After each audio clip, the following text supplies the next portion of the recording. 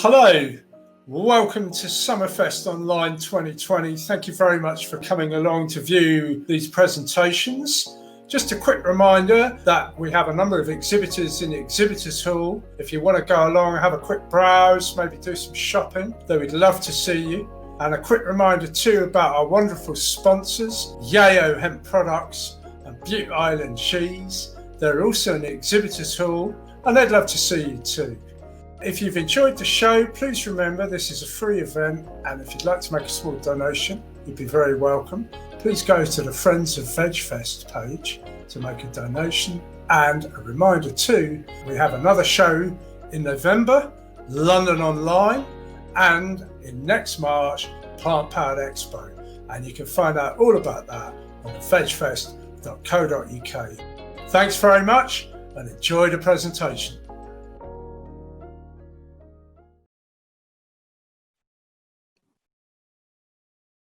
Hello, my name is Juliette Bryant and I am a nutritional consultant, and one of my favourite things is to really reconnect people to the earth and to the beauty of the earth, to the pure joy of what the earth can offer us.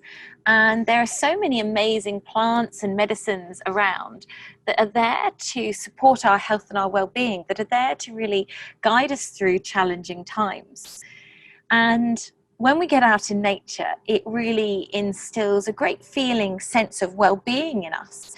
You know, just being out in the sunshine is an amazing thing. Vitamin D is so important for our health and our well-being, and we get vitamin D through the sun shining on our skin. And it's been shown that vitamin D is one of the key elements to having a healthy immune system. So whilst the sun is out, this is what we need to do: get out as much as we can and make the most of the sunshine so that we can really support our immune system and all of the other functions in our body that require vitamin D. And when we're out in nature, we can then look around us and take stock of all of the things that are growing around us that we can utilize for our health and our well-being. So that's what we're going to talk a little bit about today. So one of my favorite plants that is around that we can have a look at is this one here. This is the dandelion.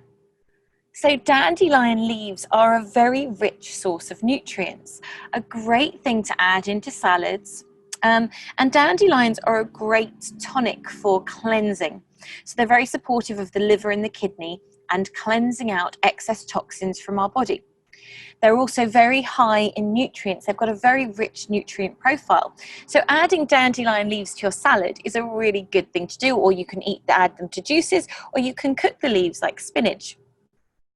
So dandelions grow everywhere. They are very profuse and an amazing thing to add into your diet. At the moment, we have a plethora of these lovely things. Look at that. The blackberry. Now, blackberries are a beautiful food. Blackberries are very rich in vitamin C. So what I like to do is I like to go out and collect blackberries and put them in the freezer so that I've got a store of them for when the weather starts to change and when we need that vitamin C to really ramp up and support our immune system, which is usually at the end of August, coming into September. As the weather's changing, as children are going back to school, our immune systems all start to dip a little bit. And so adding in extra vitamin C from things like blackberries is a really important thing to do. Obviously, you can just eat them straight off the bush like that, or you can freeze them and put them in smoothies. Another thing that's nice to do is to make a blackberry and apple crumble. Apples are another amazing food which will be ready fairly soon, and apples are very high in pectin, and pectin has been shown to be very good for the respiratory area and also for lining the digestive system. So if you ever get an upset tummy, having apple puree is a really good way to help soothe and settle the stomach. So apples are a great addition to add in to help keep the stomach settled, as I said, and also for the throat area to really line that area. The pectin helps to line and coat all of the different tubes in the body. So adding apples in is a really good thing to do. So apple and blackberry crumble, lovely recipe. What I like to do is I use coconut oil and coconut sugar mixed with the oats to make the crumble topping. Coconut sugar is a really good alternative to refined sugar because it's low on the GI index, which means that it doesn't raise your blood sugar up a huge amount. So it's much easier on the body, and it's also mineral rich. So you're not having a refined product, which can cause a lot of problems in the body when you eat refined foods, because with a refined food, the nutrients have been stripped out of that food. So when your body consumes that food, you have to find those nutrients from within your body. So it's known as an anti-nutrient. So anything that's been stripped of its nutrients in the refining process, so white flour, white pasta, white bread, white sugar, all of these things have been refined, have been separated from the ingredients that are meant to be in there when they're grown. And your body is so clever. You know, the more I learn about the body, the more it astounds me at how remarkably clever it is, that it can do all these amazing things. It can really show us what we need. And nature has designed food that we eat the whole of the food, because within that whole package are all the different parts that we need in order to process that.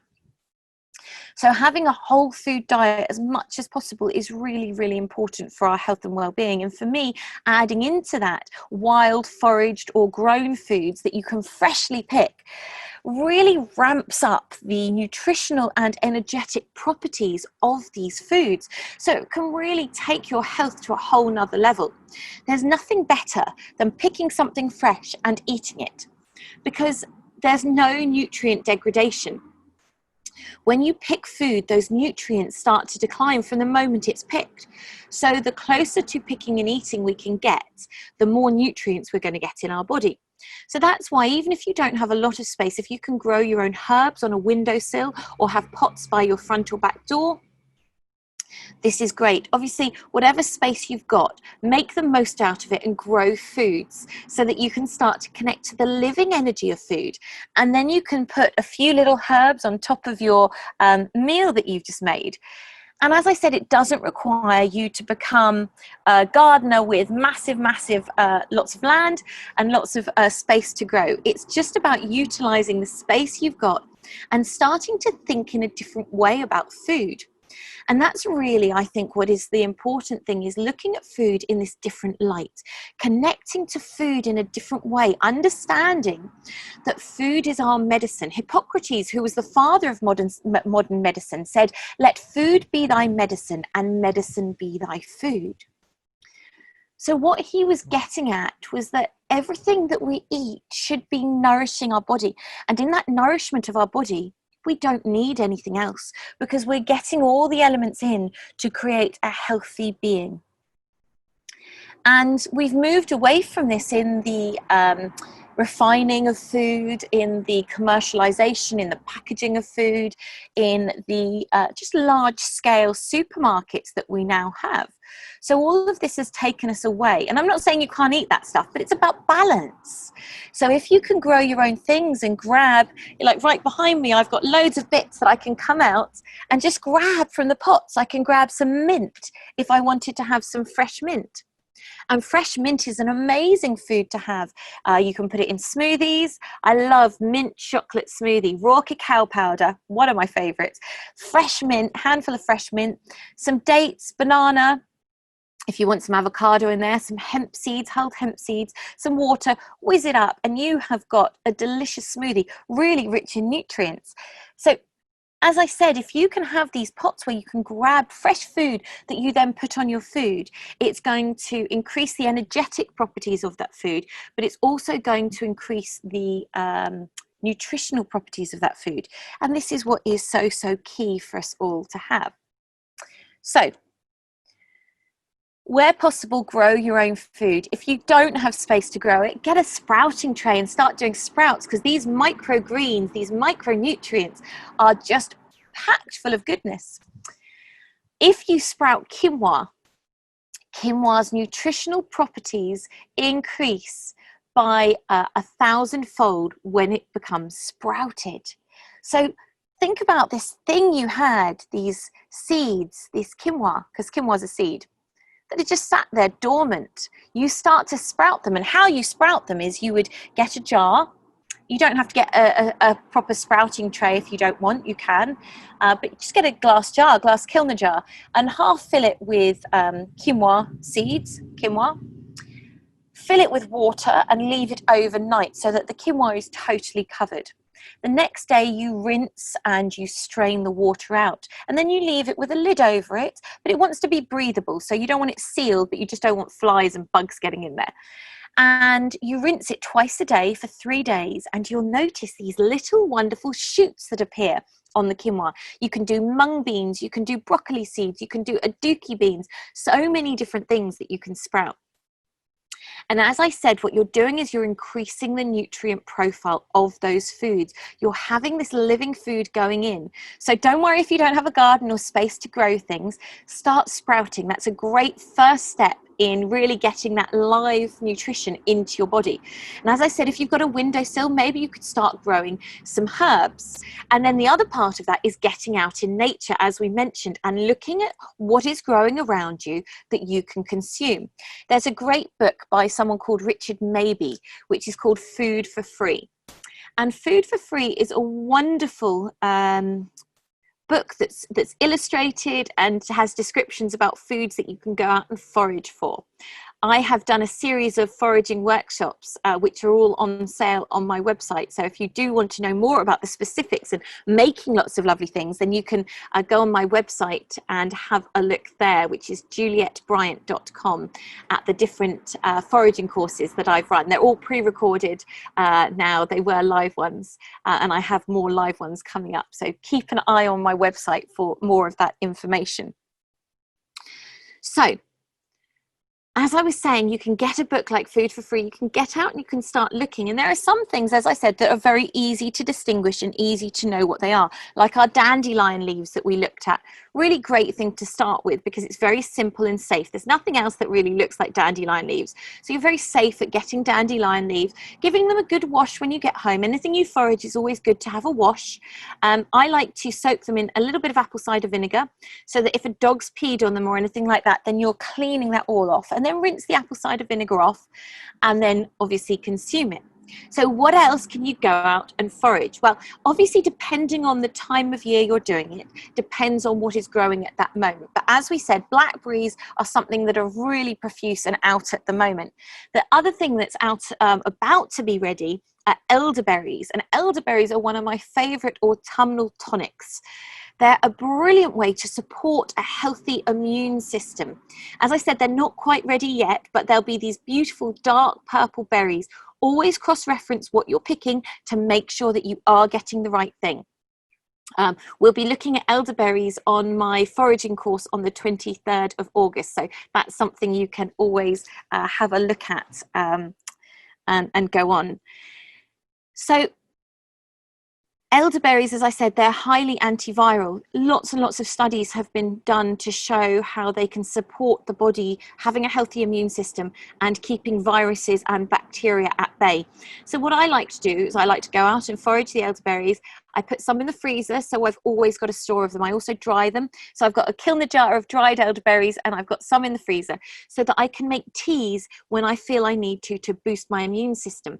The other thing I make with elderberries is a wonderful thing called fire cider, which is an immune boosting apple cider vinegar tonic, which puts hairs on your chest when you drink it. You have a shot and you're like, yes, that's so good.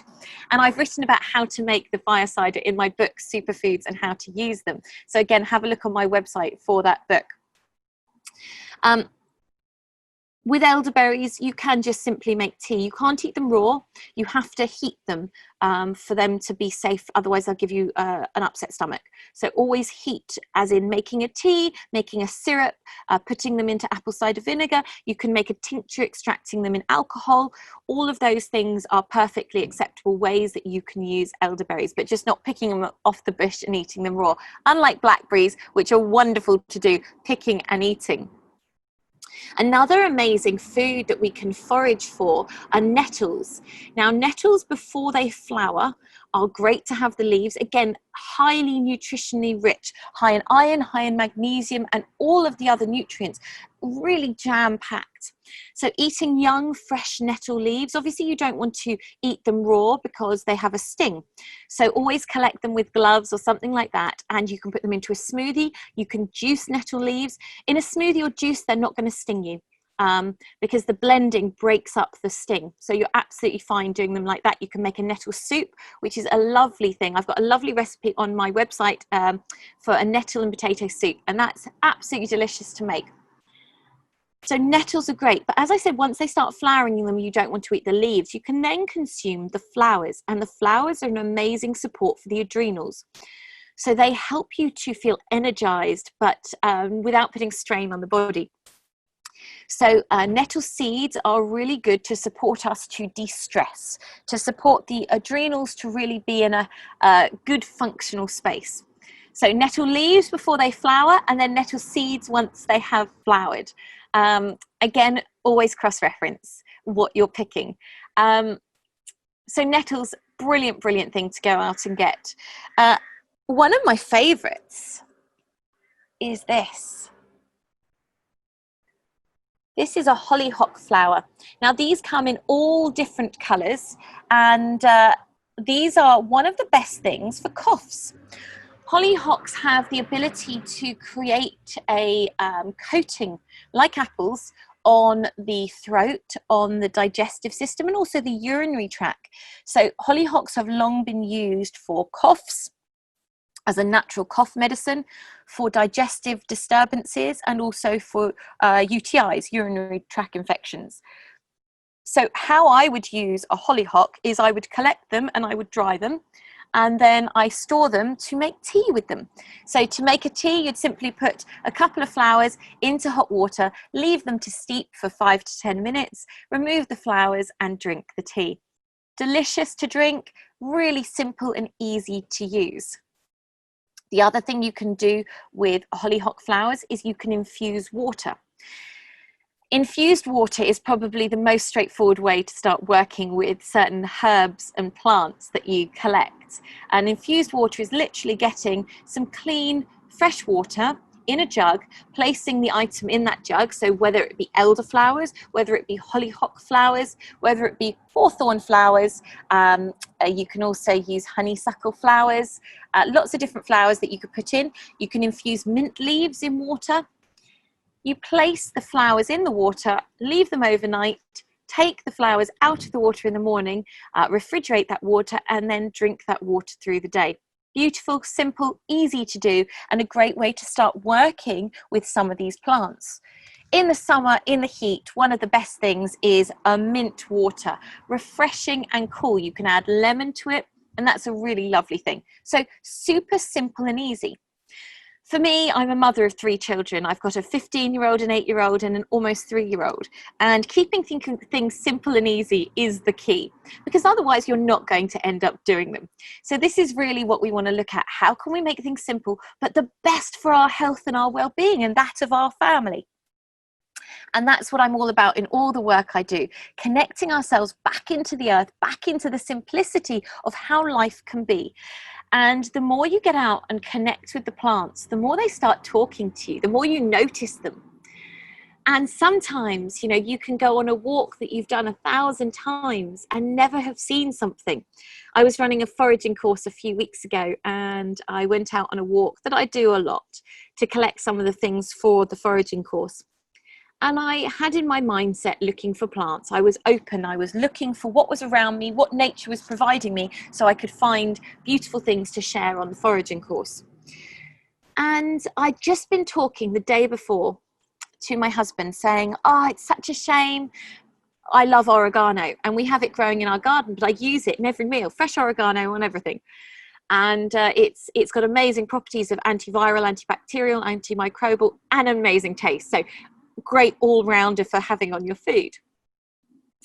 So I was saying, oh, it's a shame, it's really diminishing in size, we don't have much left, I wish we had some more oregano. And out I went on my foraging walk, and I found a whole bank next to these houses of wild oregano, just growing. And And it was such a beautiful thing and so simple. So I collected some to dry, which I can then use. For me, using fresh herbs is the best, but it's important when we have a lot of things that we can harvest and dry them, so that when we can't have them fresh, we can still have the energy of that plant, the vitality of that freshly grown plant that we know has not been sprayed with pesticides and all the other things, that we know is grown in a really nice environment. So infused water, great simple thing to do with loads of different plants. The next way you can work with these plants more is, as I said, making a tea. So putting the flowers in, putting mint in tea is beautiful. Again, just a sprig or two of mint in hot water, leave it to steep for 5 to 10 minutes, strain the ingredients out, the plant material, and then drink the tea. So really simple, infused water, diffused tea. Those are two really easy ways that we can work with plants. Obviously, you can eat them in salads, certain ones, or you can put them in your cooking. And these are other great ways that you can work with the plants. But the most simple is the water and the tea. So as I said, hollyhocks, really wonderful thing, and they're so beautiful, aren't they? So always leave some for the bees. We don't want to be taking all of the bees' flowers, so always make sure that you don't take all the flowers on one plant, just take a few, and then you can use those for your own benefit. And hollyhocks flower for ages, so you can go and collect on a regular basis some of the flowers. What I like to do is collect them just before they go over, so just when they're starting to close up, because then the bees have had their share of them, and then I collect them just before they close up and then fall off the plant. And that's a lovely way to then allow everyone to benefit from that, because we benefit from the beauty of the flower, the bees benefit from the pollen, and then we benefit from the medicine of that plant. So another one of my favorites is rosemary. Rosemary is wonderful for soothing sore muscles. What I like to do is put some sprigs of rosemary in my bath with some Epsom salt, so I can allow my body to naturally detoxify and allow the muscles to have the rosemary to ease their pain. Another thing you can do with rosemary is get some massage oil, some sweet almond oil, or even olive oil, put the rosemary in, leave it to infuse for a couple of weeks, then take the rosemary out and use it as a muscle rub for achy, sore muscles, and that works wonderfully. My 15-year-old after football always comes home and puts rosemary in his bath because he knows it helps with the aching after football. So that's a really great thing to know. Rosemary is also very good for coughs. Again, a tea with rosemary, really, really wonderful thing to do, using fresh rosemary in cooking, delicious flavour.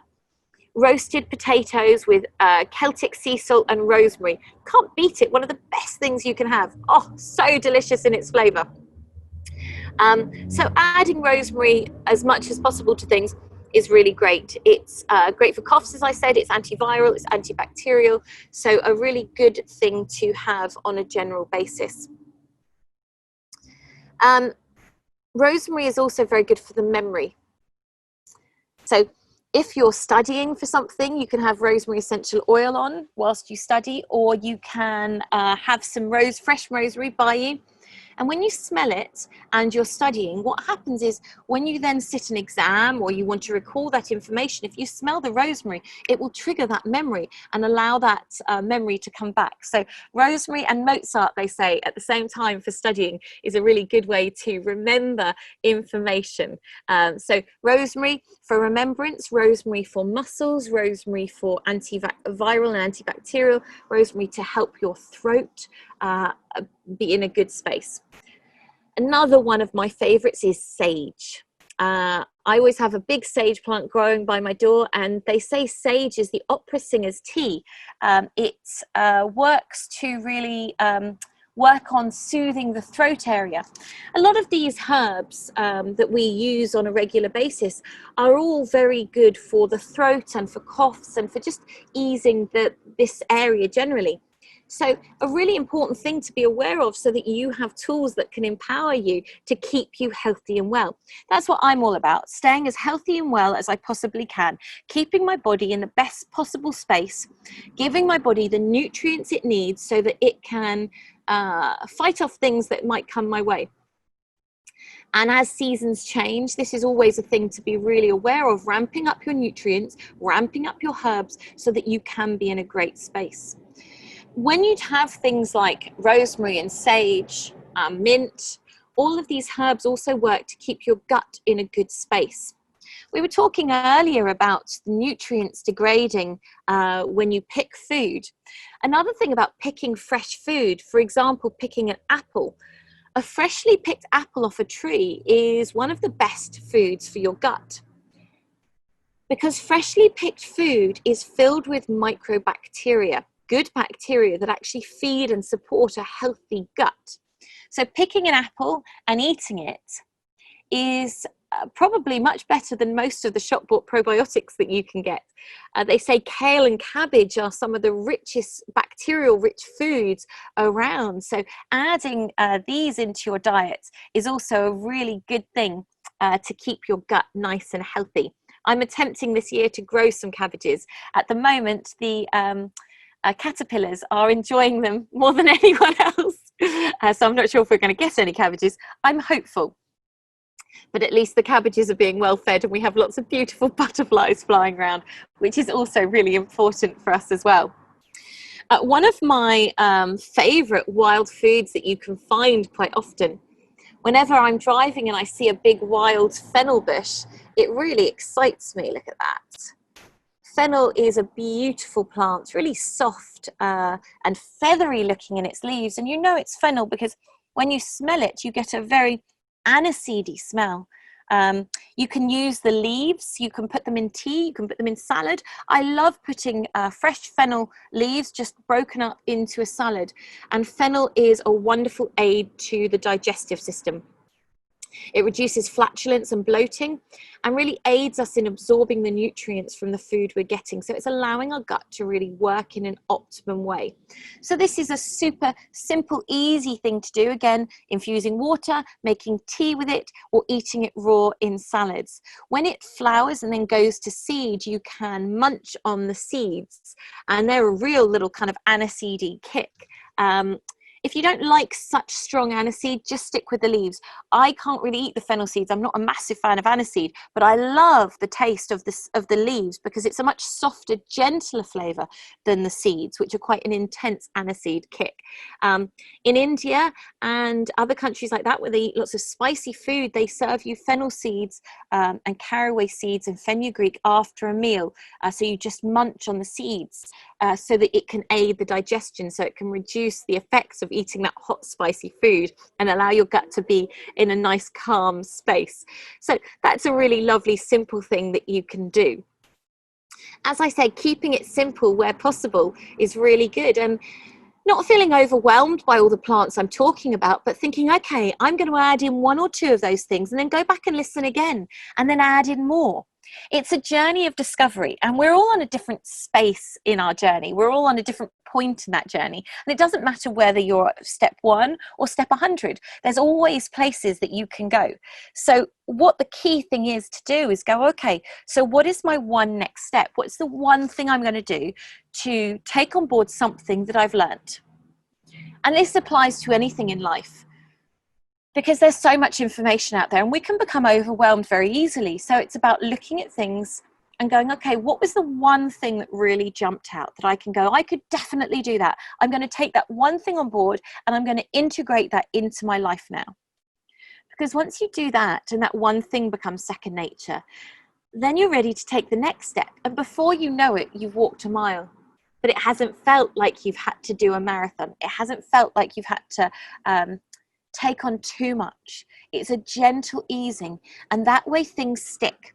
Because so often for people, some people are all or nothing, so they go gung-ho at something and then they can't hold it there, and then they go back and then they feel guilty and annoyed at themselves for not succeeding. Whereas if you gently just take step by step, before you know it, you've really achieved a lot. But that information has become ingrained in your being. So it's like brushing your teeth. You know, years ago, I didn't realize that I'd be doing all the things I'm doing now. And I didn't do them all in one go. I took them on board slowly and gradually. And then it became really easy. And I don't think about them anymore. And that's the way to do it. I feel that is the best way. Another one of my favorites that I'm going to show you guys is this lovely flower. This is a chamomile flower. Now, chamomile grows wildly all over the place. And chamomile's cousin, pineapple weed, grows all over the place as well, quite often on paths or just off the side of a path. And pineapple weed is a cousin to chamomile, so they've got very similar properties of calming and relaxing. And again, you can make tea with these, you can infuse water, you can put them in salads and just eat them raw. And they're a beautiful thing to start having on a regular basis. I always get so excited when I'm out on a walk and I see these flowers or the pineapple weed growing, because just smelling them makes me feel happy and calm. And that's a really important thing as well. When we smell things, it activates pathways in our brain, in our being, that are really important as well. So this is all linked, whether we're absorbing the nutrients through consuming the food or whether we're receiving the oils through the plant itself. All of these have amazing properties to them, and that is a brilliant thing. So essential oils work in this way. We breathe in the smell of the volatile oils, which affect us in different ways. So whether it be through the smell, as I said, through drinking it, through eating it, these are all great ways that we can work with the different plants that are around us all the time. Another lovely one that I really, really like is lemon balm. The wind has unfortunately blown my piece of lemon balm away as I've been sitting here talking, but lemon balm is a great herb. It's in the mint family, and it's very good for calming and reducing anxiety. Again, infusing water, making tea with it. I've made a lovely tincture. It's a calming tincture, and it's elderflower, poppy, and lemon balm. And it's beautiful, really lovely thing to have to calm the being down. So that's another really lovely one. As I said, there's so many incredible things that we can start to tap into that are all around us. And so often the answers of what we need are right on our doorstep. So starting to open your eyes and become aware of what's around you is so key. And start simply, get a book, Foraging for Food for Free, or look at my foraging courses on my website.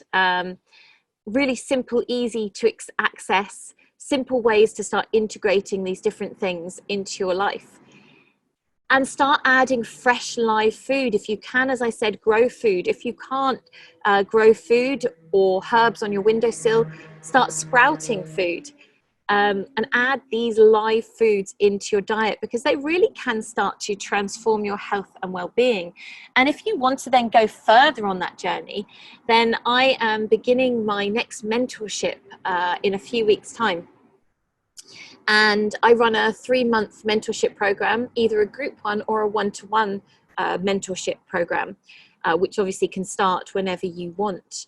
And within this, we really dive into looking at how plants can support your health and well-being. You have a one-to-one consultation with me where we look at your nutrition and we work out what the best things for you to eat are, and I create lovely recipes. All my recipes are plant-based recipes, beautiful, healthy, delicious, simple to make things that are going to really empower your health and well-being. We meet weekly over 12 weeks so I can really support you to grow. We use meditations and other tools to really help you uncover blocks and get into a space of self-love and self-worth. So if this is something that is appealing to you, you can book on a free 15-minute call with me to find out more. I also do free half-an-hour energy breakthrough calls, which are a great way to lead into finding out how I work and if that excites you and how you can then work with me further. I do also have online courses. And to get a bundle of my online courses, I'm offering a special discount for you. And if you type in the word love as a discount code on the checkout, then you can get 8 of my online courses for £150 instead of £982. So this is a big savings for you using the code LOVE on my website for the bundle of my courses. You get these courses forever. You can watch them as many times as you like, and they cover how to have a healthy vegan diet, hormone health, family health, healing the gut, transformative health, self-care, and lots of other exciting titles. So do check my website out, julietbryant.com. And if you want to follow me on Facebook, it's julietskitchen.tv. So thank you very much for joining me for this talk today, and I look forward to seeing you again soon. Thank you. Bye-bye.